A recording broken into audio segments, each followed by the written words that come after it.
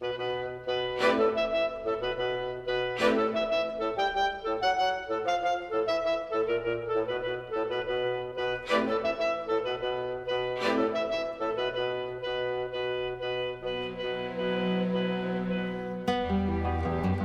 ano de 1954 foi marcado pelo suicídio de Getúlio Vargas. A política brasileira andava turbulenta por conta do suicídio do ex-presidente, que era tão querido pelo povo brasileiro. No ano de sua morte, como havia dito a Carta Testamento de Vargas, quem o sucederia até 1954 era João Café Filho. De acordo com a Constituição de 1946, o presidente da Câmara dos Deputados exerceria a presidência da República na ausência do titular do cargo e de seu vice-presidente. Assim, Carlos Luz, sendo presidente da Câmara, assumiu interinamente a presidência da República em 8 de novembro de 1955, como substituto legal de Café Filho, afastado da chefia do governo.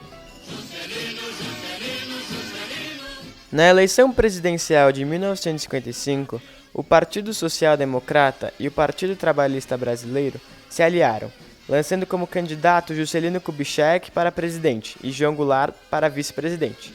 Tal gestão teve início em 1955 e fim em 1960. Rumores de um suposto golpe, tramado pelo presidente em exercício Carlos Luz por políticos e militares pertencentes à UDN contra a posse de Juscelino Kubitschek, fizeram com que o ministro da Guerra, general Henrique Teixeira Lott, mobilizasse tropas militares que ocuparam importantes prédios públicos, estações de rádio e jornais. O presidente em exercício Carlos Luz foi deposto.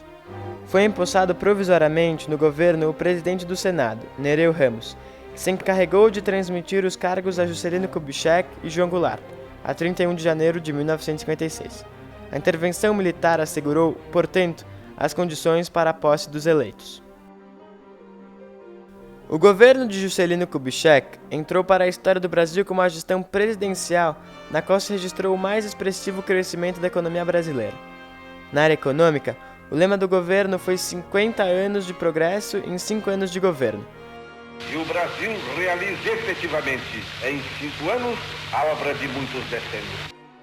Para cumprir com esse objetivo, o governo federal elaborou o Plano de Metas, que previa um acelerado crescimento econômico a partir da expansão do setor industrial, com investimentos na produção de aço, alumínio, metais não ferrosos, cimento, papel e celulose, borracha, construção naval, maquinaria pesada e equipamento elétrico. JK colocou em ação o Plano de Metas e a construção de Brasília, transferindo a capital do Brasil da cidade do Rio de Janeiro para o Planalto Central. O plano, ou programa de metas, tinha como principal objetivo o desenvolvimento econômico do Brasil, ou seja, pautava-se em um conjunto de medidas que atingiria o desenvolvimento econômico de vários setores, priorizando a dinamização do processo de industrialização do Brasil. A prioridade dada pelo governo ao crescimento e desenvolvimento econômico do país recebeu apoio de importantes setores da sociedade, incluindo os militares, os empresários e sindicatos trabalhistas. Foi na área do desenvolvimento industrial que JK teve maior êxito. Abrindo a economia para o capital internacional, atraiu investimento de grandes empresas. Em seu governo, que entraram no país grandes montadoras de automóveis como, por exemplo, Ford, Volkswagen, Willys e GM, General Motors.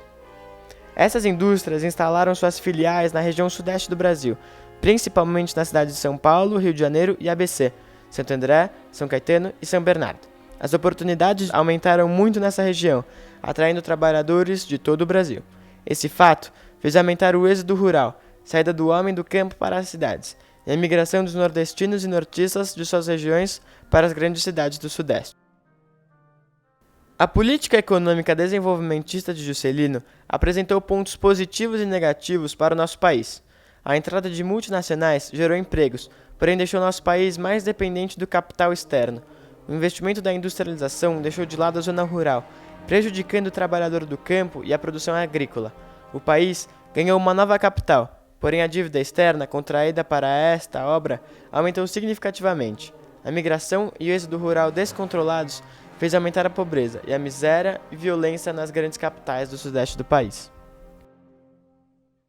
Portanto, se por um lado o plano de metas alcançou os resultados esperados, Por outro, foi responsável pela consolidação de um capitalismo extremamente dependente, que sofreu muitas críticas e acirrou o debate em torno da política desenvolvimentista. A gestão de Juscelino Kubitschek também foi marcada pela implementação de um ambicioso programa de obras públicas, com destaque para a construção da nova capital federal, Brasília. Em 1956, já estava à disposição do governo o começo das obras de construções da futura capital federal.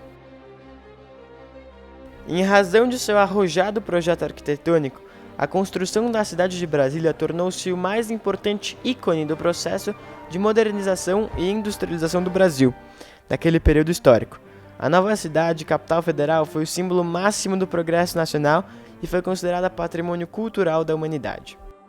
Em comparação com os governos democráticos que antecederam e sucederam a gestão de JK, na presidência da República, o mandato presidencial de Juscelino apresenta o melhor desempenho no que se refere à estabilidade política.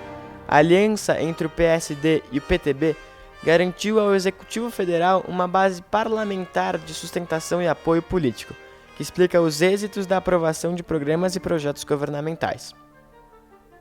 Com Juscelino Kubitschek, o interior do Brasil passou a ser visto como espaço de possibilidades, como parte integrante da civilização brasileira.